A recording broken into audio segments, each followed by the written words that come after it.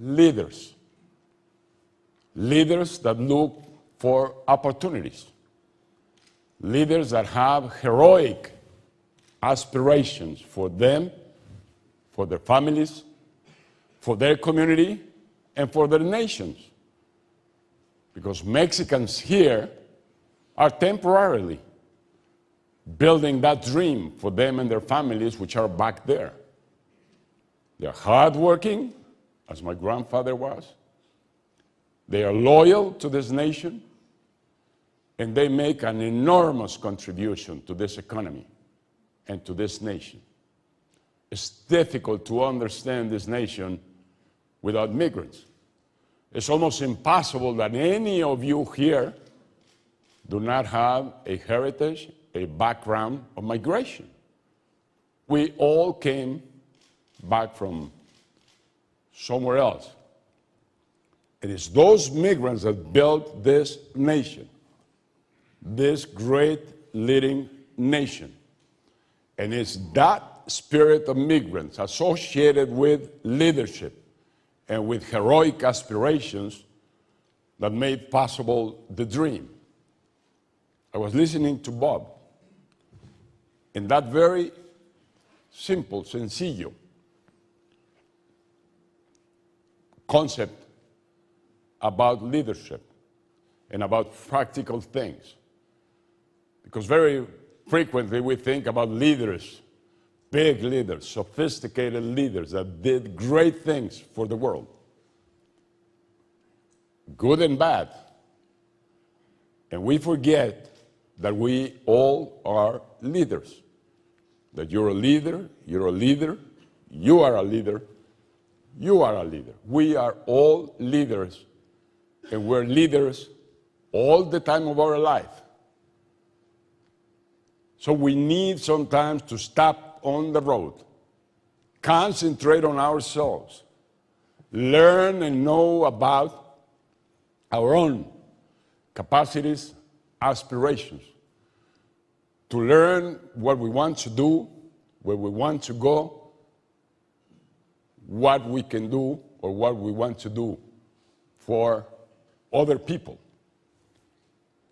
And if that discovery has to do with good things, then we have all the power within to do anything that we might dream about.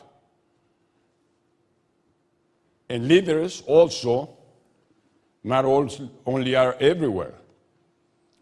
Many leaders don't have a lot of knowledge within, didn't go to school, didn't go to a sophisticated university of excellence like this, and they're still leaders. Because leadership is a quality within ourselves. San Ignacio de Loyola used to get his companions, like San Francisco Javier, put him in a retreat, no conversation, no noise, even very little food, to do the exercise of thinking about yourself. And just with that, he will tell Javier, go to China. Imagine going to China from Spain back in those days. We're talking about 1500. And they had to manage to get to China under that instruction. The leader responds to dreams and responds to big aspirations. Without knowing the language, he crossed oceans, he crossed mountains, and he got to China, and he got to India. And they brought in Occidental culture, and they brought in religious culture, and they brought in spiritual culture. So we all are leaders. We are leaders all the time of our life.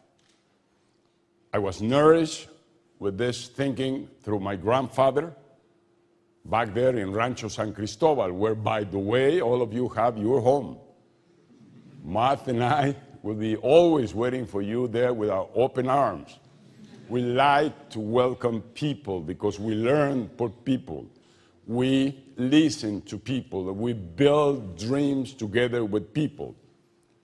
We build networks with people, so our capacities grow extensively.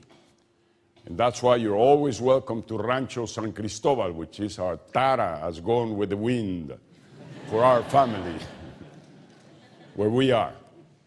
And we have mole there, the best, enchiladas, tequila, whatever you might need. Okay, but let's speak about Latin America, Mexico, relationship with United States.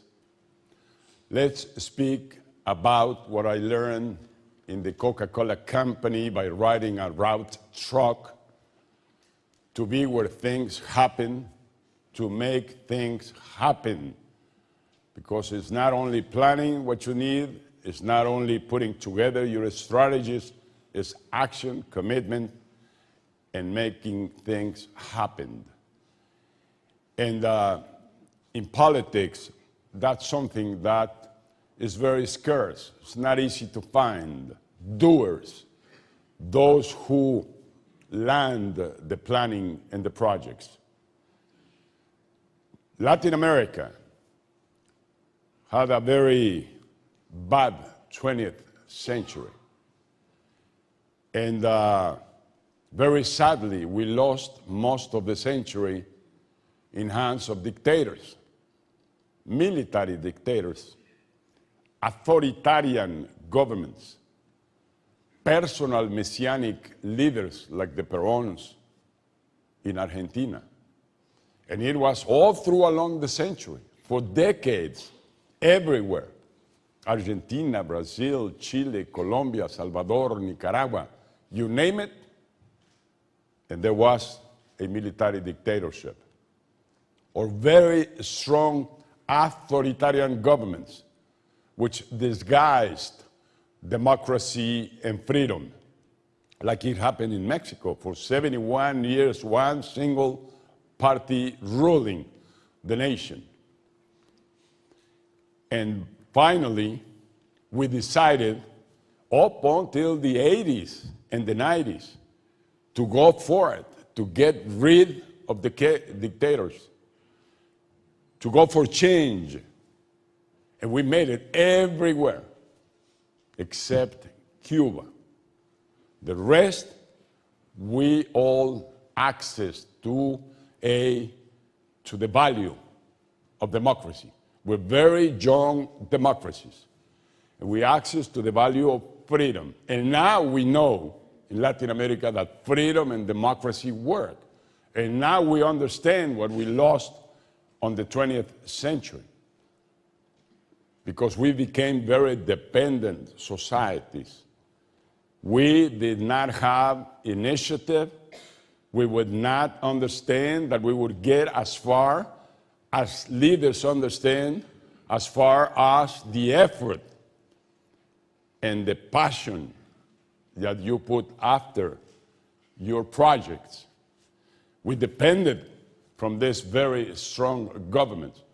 So no creativity, no innovation, no freedom on the economy, no market economy, state-run economies, corporations and sectors of the economy, full 100% owned by government.